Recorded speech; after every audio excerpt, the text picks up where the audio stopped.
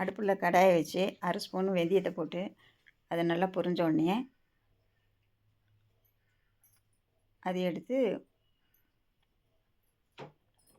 இடிக்கல்ல எடுத்து நுணுக்கி வச்சுக்கோங்க. அதே வாணலியில் வச்சு எண்ணெயை ஊற்றி கடுகு கருவேப்பிலை இது உளுத்தப்பருப்பு போட்டு கருவேப்பிலை போட்டு 4 பல் பூண்டு தட்டி போட்டு அது நல்லா வணங்கினோடனே 1/4 ஸ்பூன் மஞ்சத்தூள் போட்டு பெருங்காயத்தூள் தேவைக்கேற்ப மிளகாத்தூள் 1 ஸ்பூன் போட்டிருக்கேன். உங்களுக்கு தேவைன்னா நீங்கள் போட்டுக்கலாம்.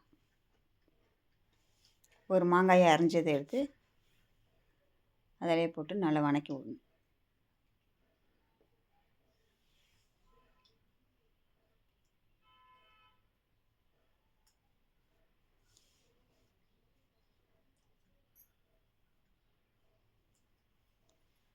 அது நல்லா வணங்கினோடனே தேவைக்கேற்ப உப்பு போட்டு 3/4 டம்ளர் தண்ணியை ஊற்றி கிண்டி மூடி போட்டு மூடி வச்சிடணும். அது நல்லா எண்ணெய் பிரிஞ்சு வந்தோடனே